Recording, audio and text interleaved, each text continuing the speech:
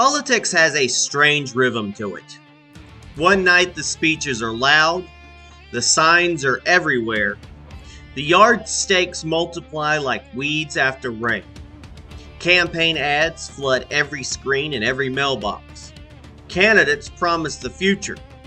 Commentators promise disaster. And everyone insists the stakes have never been higher. And then the votes come in. And sometimes the difference between power and defeat is not thousands of votes, not even dozens. Sometimes it is two. 2 ballots. 2 neighbors. 2 citizens who decided to show up. That tiny margin can shake an entire political machine. It can expose fault lines inside a party and can remind everyone watching that in a constitutional republic, the distance between influence and irrelevance can be measured in the space between 2 pencil marks on a ballot. Across North Carolina, and especially here in Alamance County, the latest primary results offered exactly that kind of reminder. Not just about who won or who lost, but about something deeper. About whether the Republican Party is adapting to a changing political landscape or simply replaying the same strategies while the ground beneath it quietly shifts. So today we ask the question, can Republicans hold the line in a changing political landscape? Remember, we fight for what's right because it's time to go right.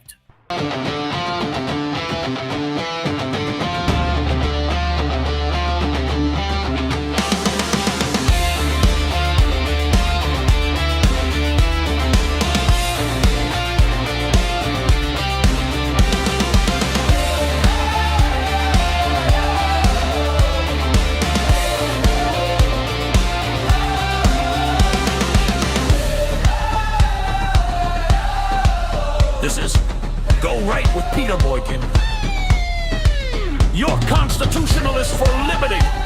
And tonight, we ask the question, can Republicans hold the line in a changing political march?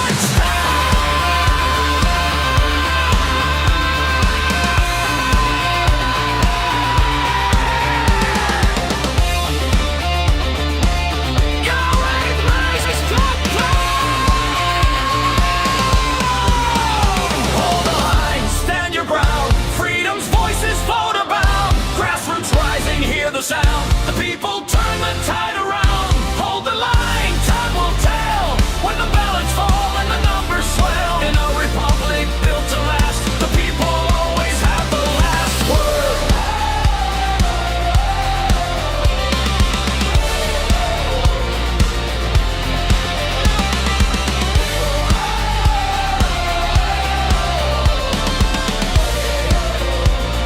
The people always have the last word.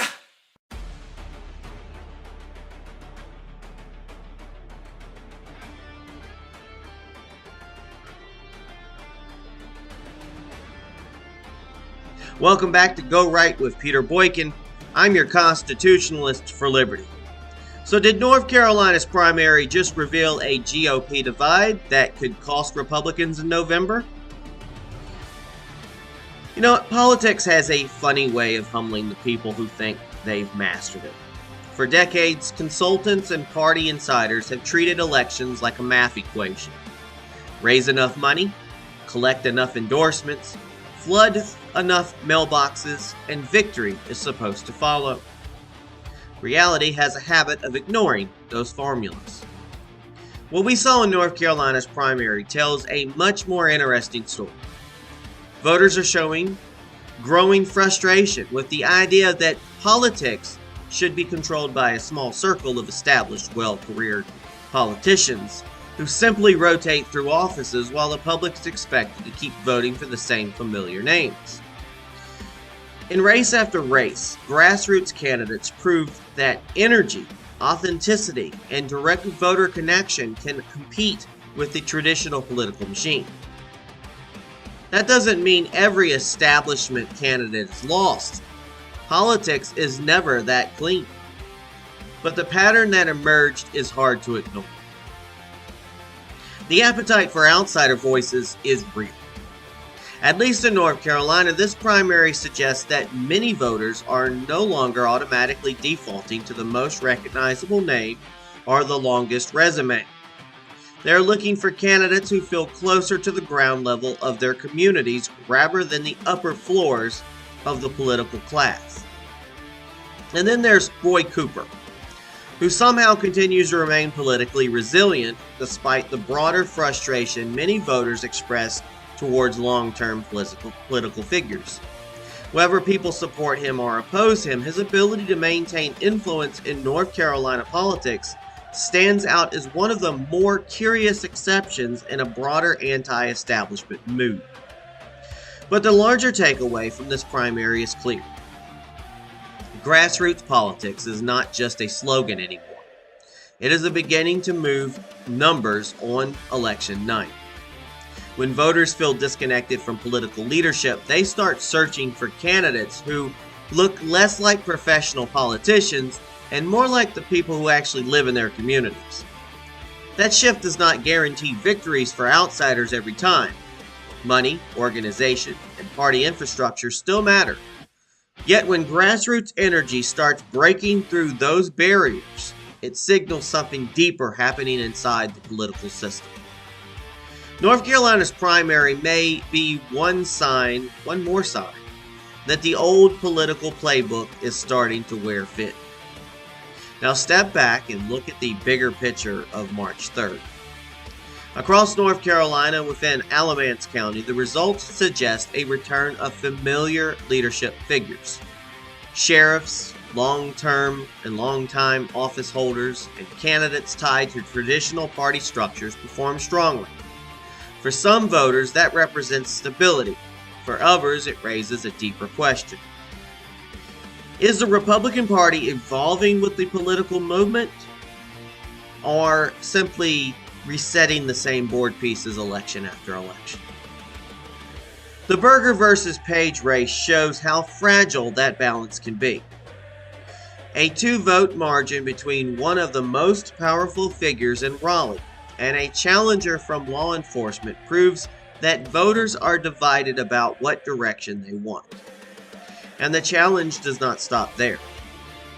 Even in counties where Republicans remain strong, the broader political environment is changing. Suburban growth, migration from neighboring metropolitan areas, and shifting demographics mean holding office is no longer a guarantee. Every cycle becomes a fight to keep ground that once seemed secure. Now here's the Constitutionalist for Liberty lesson that matters beyond this election cycle. A constitutional republic is not held together by party branding. It is held together by informed citizens who understand the job description of government. The Constitution is not a vibe. It is a contract. It limits power. It defines jurisdiction. And it tells public officials what they can do and what they are forbidden to do. And that is why these primaries matter more than the talking heads admit. They're not just picking a name. You're not just picking a name, people. You are selecting who gets to touch the levers of power. And that brings us to endorsements. Now, President Donald Trump's endorsements matter because Trump is not just a president. He is a dominant figure in modern Republican politics and a symbol of a populist revolt against the old consultant class. When Donald Trump endorses someone, it often signals alignment with that movement, and it can shift attention, volunteers, and small dollar donations in a hurry. But an endorsement, even a Trump endorsement, is not a substitute for constitutional judgment. Endorsements are inputs, not commandments. Voters should treat endorsements the way a good mechanic treats a sales pitch. Listen, then pop the hood and inspect the engine. Ask whether the candidate believes in the limits of government, the separation of powers, due process, equal protection, and the idea that rights do not come from Washington, but from God and nature. Because the truth is, endorsements can be about loyalty, strategy, and a coalition building as much as they are about principles. Sometimes they are brilliant. Sometimes they are transactional. Sometimes they're based on information the public never sees. And that doesn't make them evil, it makes them political. The Constitutionalists for Liberty standard has to be higher than politics, and so does the strategy. Grassroots beats money more often than people think, but only when grassroots becomes organized. $1 billion in ads cannot replace a neighbor talking to a neighbor if the message is clear and the ground game is real. And that is why tight races keep happening. Not because the system is broken, because people still matter. Money can amplify. It cannot manufacture trust. Consultants can polish, but they cannot fake conviction forever. A big donor can fund mailers, but they cannot shake every hand. And that is the real lesson of a two-vote race. Power is not permanent. It is rented. And the lease is due every election. Now the hard part, unity. Party leaders always demand unity after the primaries, as if unity is a switch you can flip. But unity after brutal campaigns is not automatic. It is earned. It starts with humility from the winners and respect for the voters who choose someone else. It requires acknowledging legitimate concerns, not mocking them. It means pulling the best ideas from the losing side instead of pretending they never existed. If Republicans want to win in November in changing areas, especially in bedroom communities surrounded by blue regions, they cannot act like the general election is a victory lap. It's not. It is persuasion. It is turnout. It is trust. It is showing up.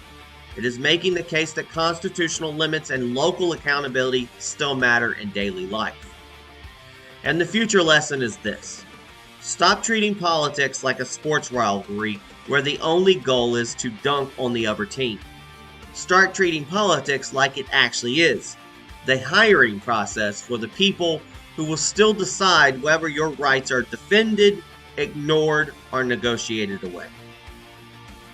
A party can win a primary with endorsements and money, but to keep a constitutional republic healthy, it takes something deeper.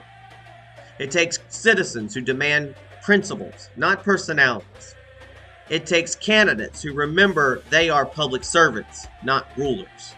It takes a movement that can fight hard, then govern with restraint. Which leads to the question that hangs over this entire primary. Are Republicans prepared not just to win primaries, but to win November in places that are changing fast? Because the real test is still ahead. November. Folks, thanks for tuning in. This has been Go Right with Peter Boykin. I'm your constitutionalist for liberty. You can check out us on GoRightNews.com, PeterBoykin.com. We're on Rumble at Go Right News, on YouTube at Go Right with Peter Boykin, on lots of different social medias, and on our podcast. Please share and like and follow. God bless. And remember to go right.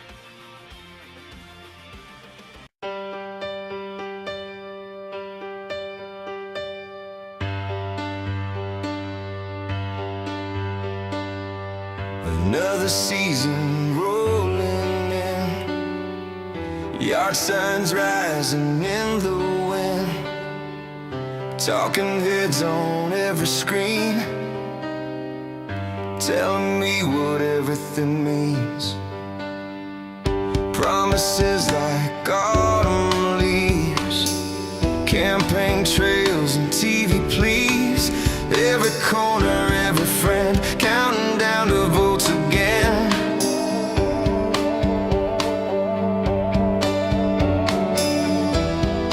Here come the ads again, flooding every town and bend, red and blue across the land, everybody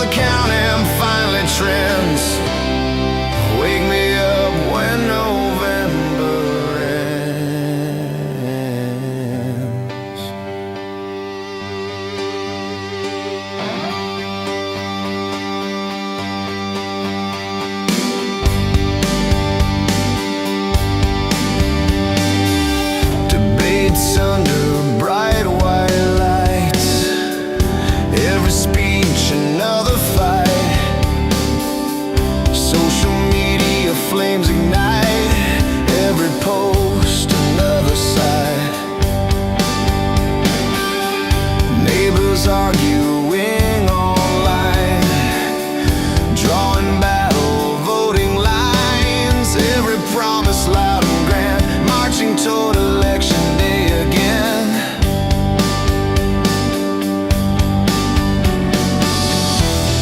Here comes the polls again, numbers shifting in the wind. Every pundit takes a guess, every headline claims the best. Wake me up when November ends, when the shouting finally bends, when the ballots all descend. Wake me up when November ends. Wake me up when the noise is gone, when the fight has carried on till the counting finally trends. Wake me up when November ends. Yeah.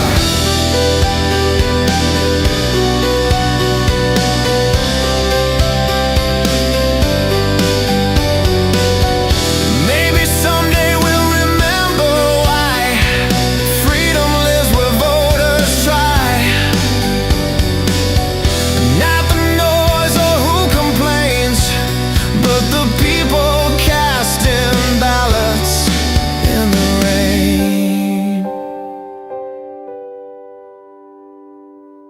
Wake me up when November ends, when the voices of the people blend, when the dust begins to mend.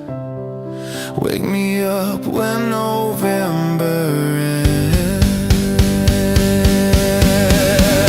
Yeah. Wake me up when the storm is through, when the red and the blue remember we're Americans. Wake me up when November ends. Oh!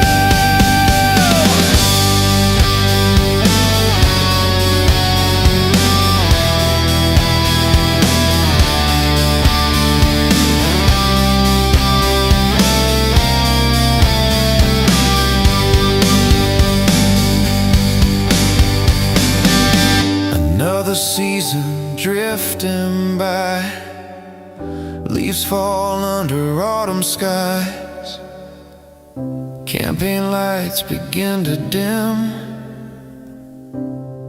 Wake me up when November